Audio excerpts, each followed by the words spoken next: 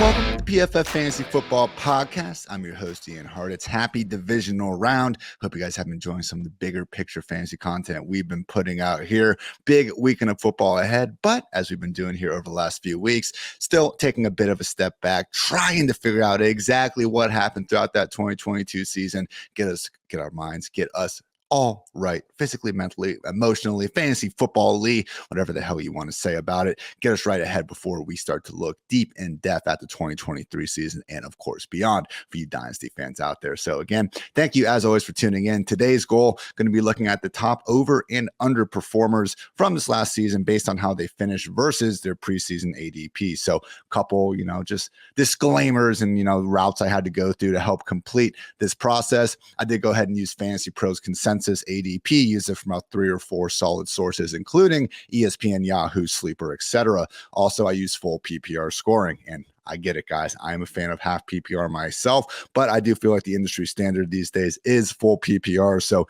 hate it or love it, it's what we do right now. We will roll with that. Also, my rankings are going to be fantasy points per game. I'm not trying to make this an entire episode on their overall finishes, because then we just kind of be talking about who stayed healthy the whole year and who did not. Minimum 8 games played, though, because I do believe that even if availability is maybe not the best ability, it could be too. I mean, you can't score points if you're not on the field. So availability, best ability, it's at least an important ability, and I can get behind that. And also, I did target more so the players with higher ADP to begin with. So, and by higher, I mean lower. Good freaking job using the English language, Ian. But basically, I just want to look more so at the guys that we were drafting earlier in drafts, not explaining why the wide receiver 90 in preseason ADP finished as the wide receiver 70 in PPR points per game. Because guess what? Even though they did outperform that ADP, you probably weren't getting much use out of them throughout the season. So, with all that said, everyone, going position by position with the overperformers and underperformers and some key takeaways along the way. So let's get after it. Starting with the biggest overperformers at quarterback, we had Justin Fields, Daniel Jones, Geno Smith, Jared Goff, Marcus Mariota, and Jimmy Garoppolo standing out as the big 6 in this. Each of them managed to put forward double-digit increases in terms of their ADP to their per-game finish. The biggest one overall does go to Geno Smith, who wasn't even being drafted back in August. Obviously was in that I guess it was legitimate quarterback battle with Drew Lock, and then we saw what he did once he really got going. So my first big lesson from this is the fact that dual threat quarterbacks remain a cheat code in fantasy land. Justin Fields putting up the second most rushing yards in a single season ever at the position. Danny Dimes himself, 708 rushing yards and 7 touchdowns. Even Marcus Mariota, before he got benched, was providing, fantasy points per game at a QB 17 level after being drafted as the QB 29. So I've talked, in the past, and hardly the first person to come out here and say that, dual threat quarterbacks give you an extra nice floor in fantasy football land, but it really is extreme, guys, especially when you consider there aren't that many Justin Fields and Daniel Jones types out there anymore. I went ahead and looked at the last 10 years of data, and only 8 quarterbacks have actually averaged 9 or more rush attempts per game in a season with at least 8 starts over these past 10 years. And even if you look at the group, which is a little bit less, 6 to 9 rush attempts per game, only 26 quarterbacks have cleared that mark. But the percentage of these guys that are just fantasy stars is absolutely wild. So again, I'm looking at per game, both rush attempts and per game fantasy finishes. So I am not just rewarding guys that stayed healthy. Oh, look at all these rush attempts. Look how great they were. This is on a per game basis, guys. And I had the disclaimer in there about the 8 games played. So we aren't looking at the, Malik Willis's, the Sam Ellingers of the world who actually weren't able to keep the job long enough to qualify. So with all that in mind, top 6 fantasy finishes, guys, overall, again, not overall, top 6 fantasy finishes on a per game basis. 6 to 9 rush attempts per game from the QBs. 42% of those players hit that, while 63% of the quarterbacks with over 9 rush attempts per game managed to finish in the top 6. It's under 20% for quarterbacks with fewer than 6 rush attempts per game. So those samples are a lot bigger, but guess what? There aren't that many dual threat quarterbacks still in the NFL. So I think, again, the big takeaway here when we looked at Justin Fields and Daniel Jones, I get why they weren't necessarily going as top 12, top 13 quarterbacks. And yeah, they should be, but I'm also not going to come here as we're going through every single list and say, oh, I knew this all along. If I knew it all along, why the hell didn't I rank these guys exactly where they were going to finish? But truly, Justin Fields and Daniel Jones, ADPs as the QB 17 and the 25, definitely should have realized that they were guys that had at least the fantasy skill set prototype, were built in the fantasy laboratory basically to be far better fantasy talents than real life weapons, at least on the stat sheet. I am not coming here to slander Daniel Jones. Let's get the man a couple great wide receivers, see what happens.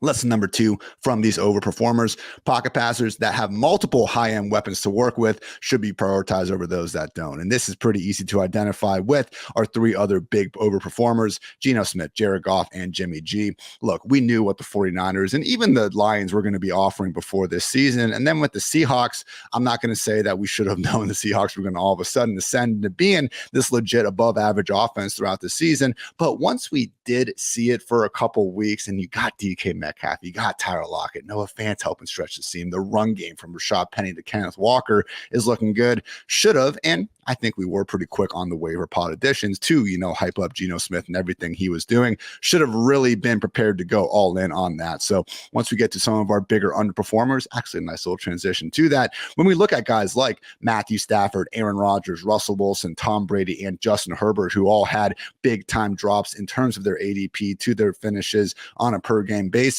I mean, Matthew Stafford subbing out OBJ to Allen Robinson, we all kind of just assumed that was going to be a net, push positive. Even, I mean, some of those fluff pieces on A-Rob written back in August, it was easy to get hyped up about that. Probably didn't pay quite enough attention to the fact that we didn't really have an awesome backfield to speak of, and the offensive line was losing some resources as well.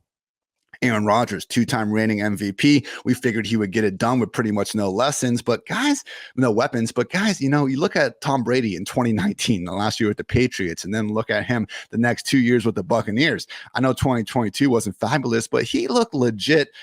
Not from an arm strength perspective, like washed in 2019, but it certainly looked like the best years of his career were behind him. You put 3-4 better weapons out there on the offense, things change in a hurry.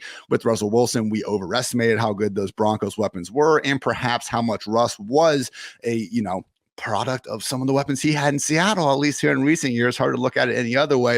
And then with Tom Brady himself losing Gronk, having to go from Antonio Brown to Russell Gage, two awfully big factors that when you combined with Chris Godwin being at less than 100%, really throughout most of the year. I know he caught a lot of receptions, but you look at his efficiency measures, and this was one of the worst versions of Chris Godwin that we've seen. That's why full PPR continues to be a hell of a drug regardless. But all these guys really had probably some bigger red flags than we anticipated. Justin Herbert's inclusion on this list, I think more so comes down to in-season injuries to Keenan, Mike Williams, and even himself with the rib issue than anything I'm going to overly look into more. So anyway, this really was the quarterback dead zone, because you look at these ADPs, Brady, Russ, Rodgers, and Stafford, they were all between QB 8 and QB 12. And even around those guys, we had Trey Lance, who we couldn't have predicted he was going to, break his ankle 2 weeks into the year. Derek Carr was another bust. Kirk Cousins was someone who did finish strong and ended up finishing as a top 12 quarterback in his own right, so didn't bust, but also wasn't exactly someone we were thrilled about starting, the first 10, 12 weeks of the season. So this all kind of led me, again, looking at this kind of quarterback dead zone we had when the quarterback 8 to quarterback 14 range, and then seeing some of the overperformers, again, the Justin Fields, Geno, Daniel Joneses, Jimmy G's of the world. And it just made sense in my mind to try to look this up, where late round darts at quarterback sure seem to be a lot better than any other position, and that is true. So again, not reinventing the wheel here. I think we all kind of realize that quarterbacks usually in one quarterback leagues go later than the other positions, because we can find that value elsewhere. And because there's only one of them, we don't have to lean into it as much as we do at running back or wide receiver. But just looking at last year, so the average ADP of a top 12 finishing quarterback was pick 110.5.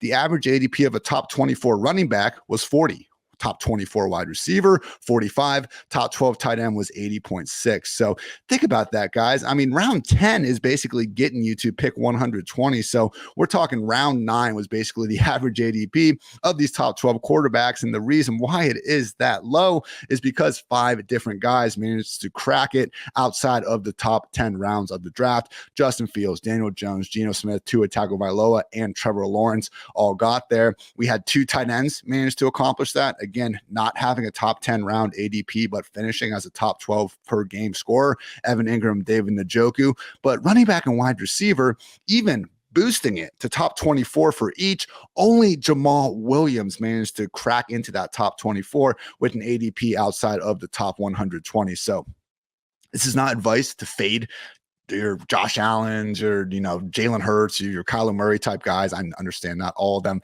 necessarily met value in their own right that I just listed, but I'm more so talking about the discrepancy between the middle and lower class, honestly, at both quarterback and tight end. I put a lot of time into this article, the show sheet, the podcast, whatever the hell, this content, I should say. And that is my biggest takeaway from all this that I'm talking about. The middle class of quarterbacks really was overstated, because at the bottom we could have gotten in these later rounds, and truly sometimes round 16, 17 with these guys, your Jared Goffs of the world, your Daniel Joneses of the world. And again, the difference between those guys and your Derek Carrs, your Tom Brady's, your Aaron Rodgers, like when it's literally almost 100 picks sometimes, it's worth it to go ahead and just take the cheaper guy in that equation. So again, not rocket science to think that you can go late round quarterback. Shout out JJ Zacharias, and I know he's been preaching this gospel for a freaking decade at this point, but I just think, again, we almost saw people, I think, try to fill out their roster too much. I mean, I think that is a phenomenon, but particularly more with novice fantasy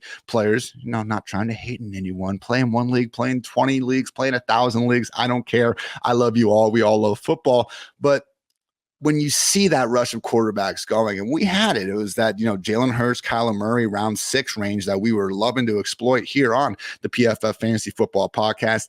After that range, we did have Dak and Burrow do fine enough, but I think we really saw people looking at their rosters. They maybe had their tight end, but they definitely at that point had 4 or 5 running backs and wide receivers each. And instead of continuing to make a strength a superpower, we were having people basically take those quarterbacks when they didn't necessarily need to yet. So that's my biggest takeaway here. Quarterback and tight end moving forward, all in or all out, because again, you just look at the discrepancies in the overall picks. It's not even the pre-draft rankings that is the issue here. It's the fact that we had Jalen Hurts, QB6. Yeah, great. Pick number 50. The difference between Hurts and Derek Carr, who went at pick number 106, was as big as Derek Carr and Jared Goff. So yeah, I do think it's fair that we were that much higher and confident on Jalen Hurts than Derek Carr, but we should not have been that much more confident on Derek Carr versus guys like Jared Goff as well as Daniel Jones, who were, again, more than 50 picks later than Derek Carr when he was himself only 56 picks away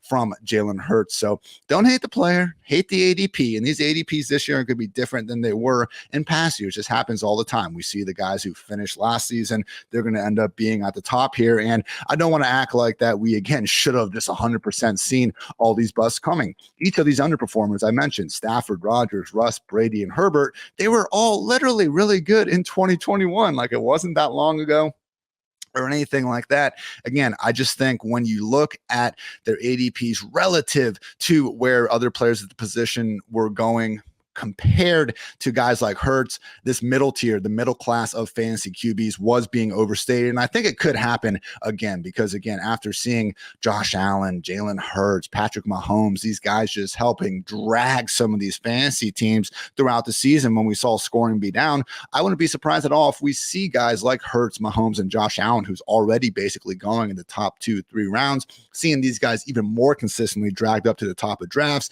leaving the middle class to probably start infiltrating that, even higher area. Maybe we have guys in that, QB 10 through 12 range now going in round 5 and round 6 instead of round 7 and round 8. So my biggest advice, if we do see that come to fruition, is to stand pat, take the now fantastic running backs and wide receivers that are being bypassed for quarterbacks, and realize that we're going to hit a point where guys have their one quarterback, and then we have a ton of opportunities at the very end of the draft to throw darts at proper archetypes like Daniel Jones, like Justin Fields, like Trevor Lawrence, who, again, no, they're not sure things either, but don't overestimate our ability to discern that difference between the middle class and the lower class at quarterback.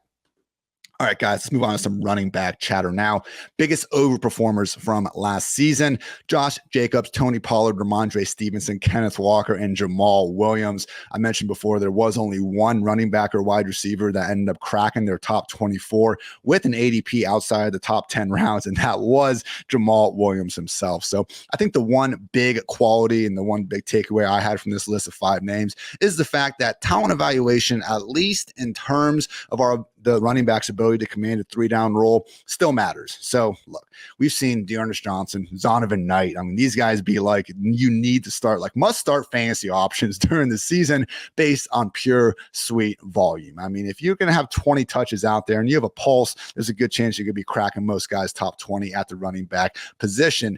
That said, when we are looking for our 0 RB targets, our late round gems, you really need to find someone who has the capability to make something of that role should it come down their way and have that theoretical 3-down ability, which I do believe all 5 of these guys had. We unfortunately found a reason to just penalize them enough throughout this. That's why they had ADPs, of really the RB 30 or less. I mean, Josh Jacobs finally got up to the RB 20, but depending on the draft you were in, you could see him slide down to round 6, round 7, who knows how low, depending on when the draft was going on. So with Jacobs, we knew he was a stud on the ground. There was the decline, the 5th round extension. We had the Hall of Fame game, but by the time the season came around, I would just say that I personally probably leaned too much into Josh McDaniels' history using those running backs because, to be fair, I mean, that wasn't New England, as we've seen with Patricia and Belichick. I mean, a lot of coaches have influence on who gets to do what, and there was something to be said for did the Patriots ever have a 3-down running back like Josh Jacobs to overly feature. So Jacobs, credit to him, has flashed on the ground in past years, and with the receiving chops, we saw him do it at Bama. We even saw him do it in Vegas for a bit. Just was a matter of can he, overcome Zamir White, Kenyon Drake, Brandon Bolden, Amir Abdullah, all these other guys? And the answer was a resounding yes. Tony Pollard, top 5 efficiency numbers at the position even before this season's breakout, and someone that even if you knew you weren't getting amazing standalone value, which guess what, we ended up getting that in our own right, had such high handcuff potential that I don't think anyone's overly surprised to see him, be able to crack his way up overly high. Ramondre Stevenson, someone that honestly one of my bigger misses, and I remember mocking the whole kind of situation where it was like, all right, we need James White to retire. We need, JJ Harris, JJ Taylor, Kevin Harris not to be in the picture and to carve out a role. We need another 4th round pick in Pierre Strong, just like Ramondre Stevenson, not to be a factor. And we need Damian Harris to score 15 rushing touchdowns last year to also not, take away too much run from Ramondre Stevenson. And, oh yeah, Ty Montgomery, who they signed and who actually worked ahead of Ramondre Stevenson in week 1 before getting sent to IR. We need him to not be in the picture as well. And at the end of the day, a lot of those things ended up happening. So with Ramondre, I guess the thing is, I mean, he was the RB 36 in ADP. And that is the thing with Ramondre. And Josh Palmer was another one. Like sometimes I get going like that. I get on the spiel and I'm being too critical of a guy that has the freaking ADP as an RB 36 in the first place. So that's, again, I think the bigger issue there. He had shown the ability at Oklahoma to catch the ball, and he had some flashes on the ground in 2021, even, excluding that 90-yard touchdown in the preseason against a bunch of future garbage men. So again, with Stevenson, I think the lesson here as well for me personally is like, let's not completely get ourselves in the weeds when we're talking about a guy that was going as pick number 99 off the board. I mean, we're talking about Stevenson going next to guys like Robert Woods, Alan Lazard, Melvin Gordon. I see Justin freaking Tucker on the ADP list, and I'm looking right now where Stevenson was going in the same round as that dude. I mean, Bill's defense is up around there. So with Stevenson, again, someone that personally, I probably just dug too much into what could go wrong for him instead of looking at the guy as having that theoretical 3-down skill set and being in an offense that, while there were other options, similar to Josh McDaniels, like, don't be overly both sides. There we go. Don't be overly confident that you can set the backfield, which I was not doing that. I was completely thinking it was going to be a mess. At the same time, similar to Josh Jacobs, might as well think that when there is a guy that has, again, proven 3-down talent, there at least is a possibility of them taking that over. That's where I went wrong. I let my New England Patriots, 20 freaking years of this shit, barely anyone take over, force me to miss a bit on both the New England and the Las Vegas backfield. Kenneth Walker, someone that finished as the RB16 in PPR points per game at the position, only had the ADP as the RB38. So with Walker, and you just look at what happened this year, had the injury coming in, had Rashad Penny out there with the starting job, and then he didn't even get the receiving workload that we were necessarily thinking that he could handle. Only 11 receiving yards per game, but that path to 200 plus carries was always on the table regardless. And I understand Rashad Penny, as he proved again this year, hasn't exactly been able to stay healthy. So with Kenneth Walker being this top 50 pick, and you just read some of the stuff that we read on here from the PFF draft guide, and people that truly know ball should have at least given him a longer look. Again, at RB38. So Stevenson, Pollard to a lesser extent, Kenneth Walker, these are guys that had reason to believe that they could, make good use of this role. Like if we had just said, okay, Ramondre Stevenson, Kenneth Walker, where would we rank them during the week? If they do get the feature back role, then all of a sudden we have guys going in the legit RB4 range, depending on the draft, managing to help us in a major way if just a few things go right. And finally, Jamal Williams, who we talked about a bit before in ad nauseum in the offseason. My year's pick to be the 2022 version of James Conner. And even though we didn't quite get that same 3-down role with Swift when Swift got injured, I mean, it was annoying with Justin Jackson really staying super involved, and even Craig Reynolds alongside Jamal during that stretch as well. We didn't get that, but we got that sweet goal line role. And that's something that guys like Isaiah Spiller, Tyrion Davis-Price, guys that they were rookies, they were going ahead of Jamal Williams. And I think many were overconfident and expecting them to have that role that we already knew Jamal Williams was going to have. So again, biggest takeaway from some of these overperforming running backs is that a lot of running backs out there, especially if they're already being drafted in round 6 and beyond, they have some red flags. We get that. That's why they're not going in the first couple rounds anyway. Let's at least make sure that we're targeting running backs where we think they have the talent, where if the red flags end up turning green and going their way, they can make a big impact with it. All right, guys, now the biggest underperformers in terms of their drop-off from ADP to their final PPR per game finish. We have Jonathan Taylor, Najee Harris, Cam Akers, Kareem Hunt, and Chase Edmonds. So the first 4, I think, unfortunately fell victim to being in bad offenses without true workhorse volume. In Jonathan Taylor's case, he actually did get that legit workhorse role after Nyheim Hines got traded to the Buffalo Bills. And even before that, volume wasn't truly the issue. More so than anything with Jonathan Taylor, it's a reminder that we shouldn't be overly confident in our ability to predict injuries, because they can be a real bitch. They can be really random and even take out some of the best and youngest players at the position. I mean, truly, Jonathan Taylor, Javonte Williams, Breece Hall, we are talking about complete studs in their early 20s that unfortunately were the ones missing time, whereas Christian McCaffrey, Derrick Henry, the poster boys for the ones who are supposed to be getting injured out there. Zeke Elliott, I know he did get injured and miss a little time, but we're talking about guys with so many miles already, in the tank,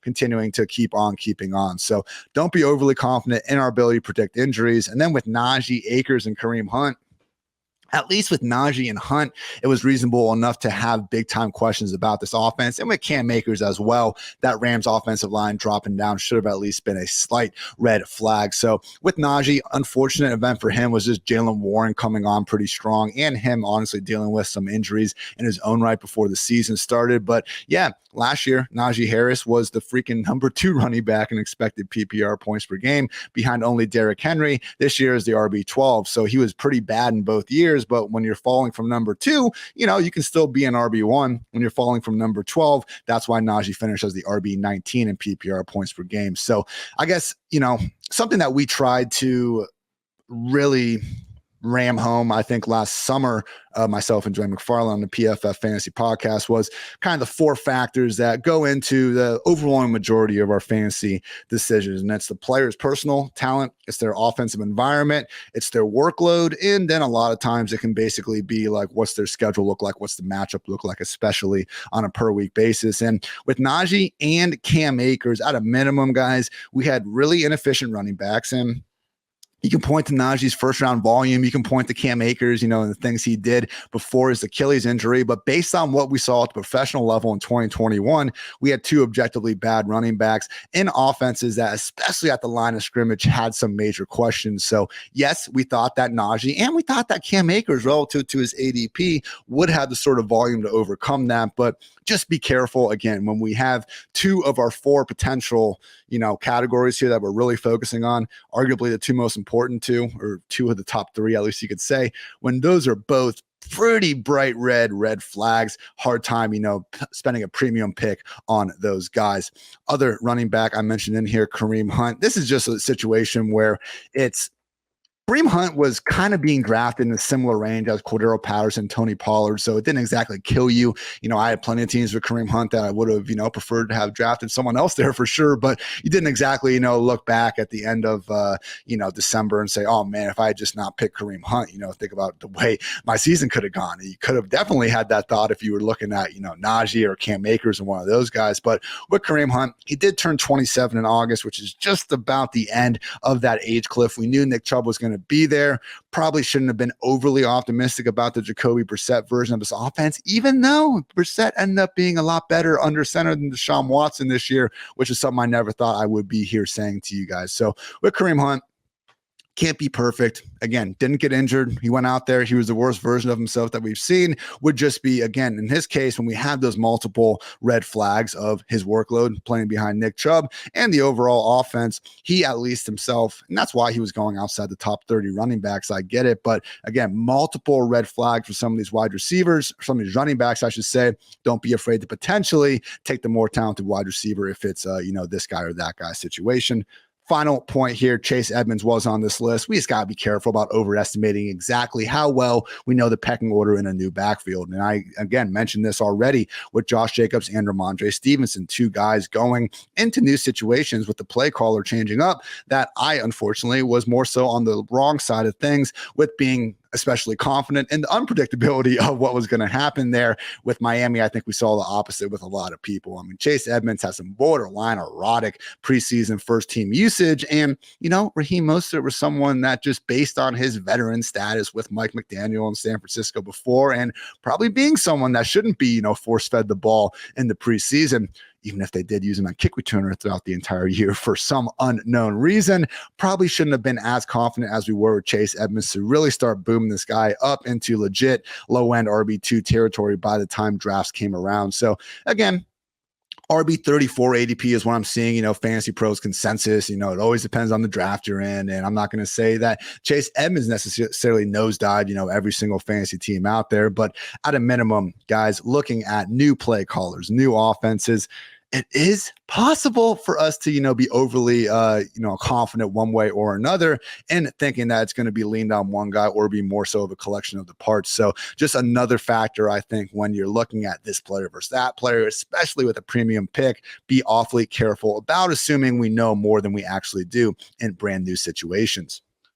All right, guys, moving on here to wide receiver. Similar lesson here with just not being too overly confident about the volume involved, because that's kind of the main story we're going to see here for the entire list. The biggest overperformers: Devontae Smith, Tyler Lockett, Christian Kirk, Zay Jones, and then these rookie wide receivers, man. Chris Olave, Garrett Wilson, Christian Watson, and Jahan Dotson all had big time near 20 plus, if not higher bumps in terms of their ADP to their final position finish in terms of PPR points per game. So yeah, each of these guys were able to, one, have the sort of draft capital or money put forward to their name to think that there's going to be a big role on the way. They also were heavily, at least these rookies, drafted inside the top 3 rounds of the draft, which historically is really more times than not, guys, going to be the story of a player's, not only their rookie season, but also their career. In terms of rookies, 80% or more of all quarterback, running back, wide receiver, tight end, top rookie year performers, I mean top as in top 12 quarterback or tight end,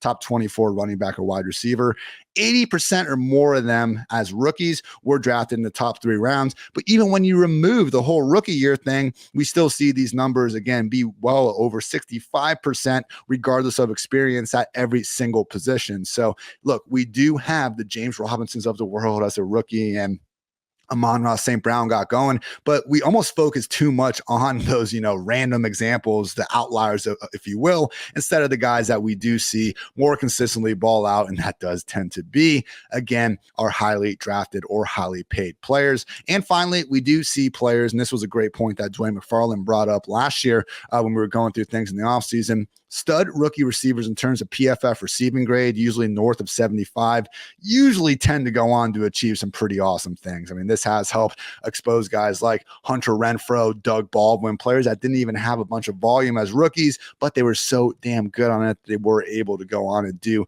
bigger and better things. So again, Devontae Smith, he checked the box in terms of being a former first-round pick and having the really good rookie season. Tyler Lockett, how many freaking years did we need to see Tyler Lockett do great things before just completely writing him off the map for whatever reason, just because of an itsy-bitsy quarterback change under center? Christian Kirk and Zay Jones got paid, and they were in a situation where, honestly, the discrepancy in targets was overstated between the two guys, but they were both so cheap anyway, it didn't really matter. And then with these rookie wide receivers, I mean, yeah, Olave had Michael Thomas there. Garrett Wilson had Elijah Moore. Christian Watson had Alan Lazard. Jahan Dotson had Terry McLaurin. But in all those cases, this was the cheaper receiver of the group. And when we look at those offenses, a Saints offense led by Jameis or Andy Dalton, a Jets offense led by Zach Wilson, a Watson offense obviously led by Aaron Rodgers, but with more, uncertainty there in the pecking order than usual. And then Jahan Dotson, an offense with Carson Wentz and Taylor Heineke. When we have offenses with multiple talented receivers that we know, again, Olave, Garrett, Watson, Dotson, these are all freaking top 35 picks of the position. I think we can say they're pretty good players.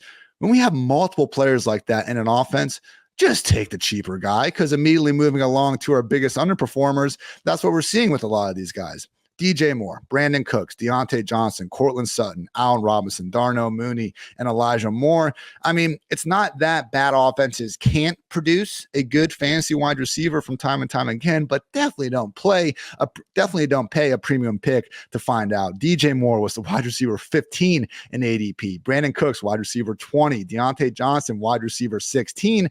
I mean, we were all pretty damn certain the Panthers, the Texans, and the Steelers were going to be pretty terrible offenses that last year. So Cortland Sutton, Allen Robinson, that's a little bit different, but even then, maybe a little bit overconfident about how that pecking order was going to play out, with them each having some continuity issues. And then Darnell Mooney and Elijah Moore, same thing, where I get it. They were quite as expensive as those other players, but Mooney's still going as a wide receiver 30 in ADP. Even before his injury, he was just a wide receiver 59 in PPR points per game. And Elijah Moore, wide receiver 36 ADP. I mean, it was just one of those things, guy, where when you start looking at who they were going up against, I mean, Elijah Moore and guys like Brandon Ayuk, Tyler Lockett, just players and better offenses that had a very similar path to volume. I mean, Elijah Moore, I'm looking at him right now in the ADP list, directly next to Devontae Smith out there. And were we that much more confident in Elijah Moore being better than Devontae Smith?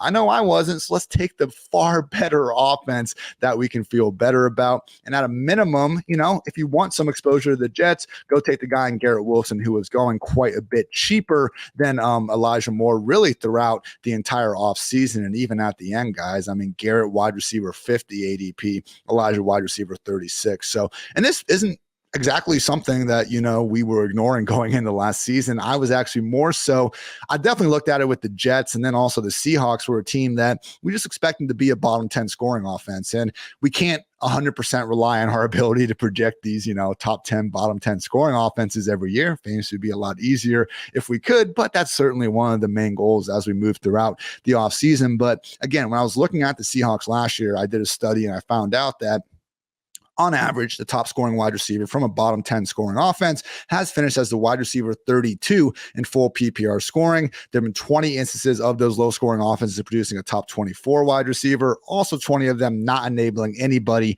higher than 35th. So again, Moore, Cooks, Deontay Johnson, Darnell Mooney, Elijah Moore, I think we were being overly optimistic on them, especially because in Deontay's case, in Elijah Moore's case, and even DJ Moore with Christian McCaffrey in that group, when we have a bad offense and we have uncertain situations under center, and again, we're really freaking sure that this is not going to be a good offensive environment, really take a long look at spending anything close to a premium pick on those top wide receivers. Take the cheaper option when possible.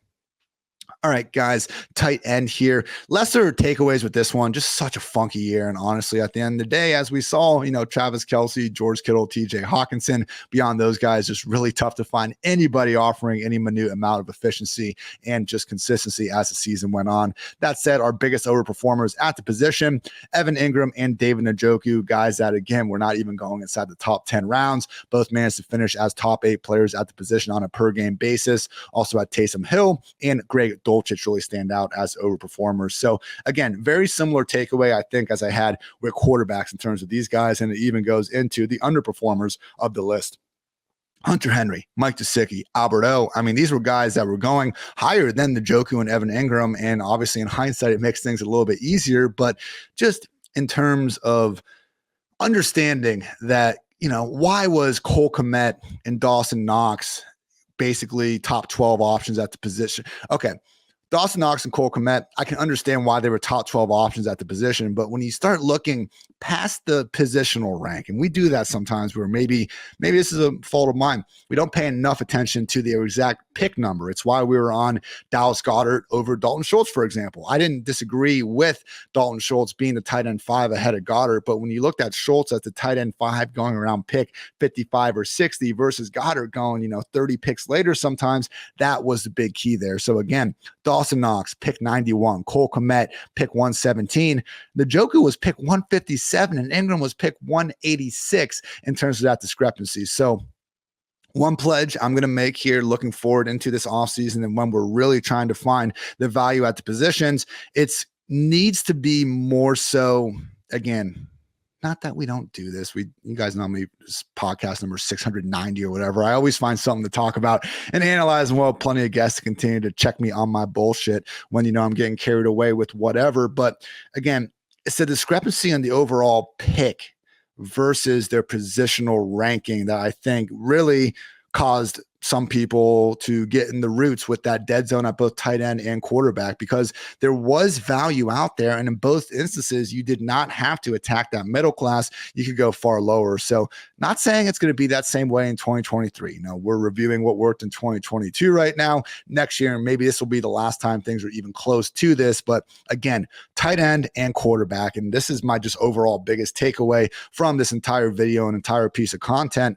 Biggest takeaway here, guys, don't overestimate our ability to discern the difference between the middle class of the quarterback and tight end positions compared to the lower class of players. And finally, can we take away Taysom Hill's tight end eligibility already? This is fucking ridiculous at this point. Last year, this dude spent 148 snaps at quarterback, 101 snaps at wide receiver, and 50 freaking 1 as an inline tight end. Zero freaking targets as an inline tight end. Zero. And you want to tell me that's his full-time position? I'm okay with him being listed as a quarterback. I can live with him being listed as a running back. I'm even okay with him being a super flex player, not listed as tight end. But we have him listed as the one damn position that he basically doesn't even play. Doesn't make sense to me, but a lot of things don't make sense to me. They don't change. That's life in the big city. All right, guys, before we get out of here, we just want to give a quick shout out to a few of our lovely sponsors. The NFL playoff action continues. We're one step closer to Super Bowl 57 and the NFL divisional round. Check out DraftKings Sportsbook, an official sports betting partner of the NFL. New customers can bet just $5 and get $200 in free bets instantly. Plus, all new and existing customers can take a shot at an even bigger payout with DraftKings stepped up same game parlays. Boost your NFL winnings with each leg. You can add up to 100%. Download DraftKings Sportsbook app and use code PFF. New customers can bet $5 on the NFL divisional round and get $200 in free bets instantly. Only at DraftKings Sportsbook with code PFF. Shout out to our friends over at Viore. I am rocking a hat from them right now. They're actually most well known for these dope sweatpants and also, this like jacket thing. What was the remember that Seinfeld episode where Jerry Seinfeld had like the jacket shirt? He didn't know really if it was trying to be more of a jacket or more of a shirt. They got some funky stuff like that. And I'm obviously not the guy to take fashion advice from, but maybe a couple of you people listening are kind of in a similar way. You got bigger things to worry about. And I will just say this. I love this hat. I have a weirdly shaped head. It fits me really well. I've struggled to find good fitting hats over the years. One of the reasons why I like bucket hats is because they seem to fit my big ass head. And Viore somehow has the hats that accomplish that. Again, very comfortable sweatpants, very comfortable hoodies. They're a big deal, guys. Vuori, Vuori, big deal. My fiance was pissed when she found out that they were sponsoring the pod, and I basically used their little allowance they gave us on myself and not her. So now I need to go buy more stuff for her, but I am happy to do that because Vuori is a brand I can get behind. So luckily they are representing the PFF Fantasy Football Podcast. And because of that, Vuori is an investment in your happiness. And our listeners, they're getting 20% off your first purchase. Not too shabby, everyone. Get yourself some of the most comfortable and versatile clothing on the planet at vuori.com/PFF pod. Again, VUORI.com/PFF pod. Not only will you receive 20% off your first purchase, but you'll also enjoy free shipping on any U.S. orders over $75 and free returns. Again, that's Vuori, VUORI.com/PFF pod, and discover the versatility of Vuori clothing.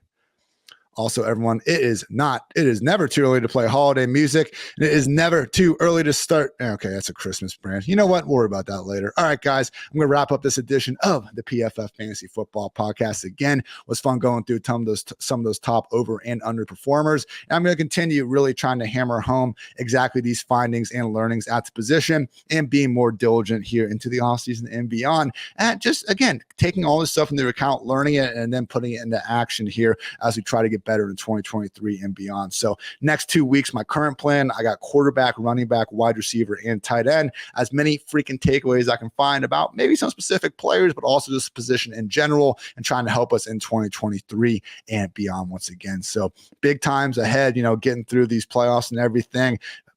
Not too long, we're going to have free agency, best ball dynasty season. Then we'll be right back in the nitty gritty things as we always do in the off season. So again, appreciate you guys tuning in. I'm Ian Hartitz. Thanks for checking out the PFF Fantasy Podcast. And until next time, take care, everybody.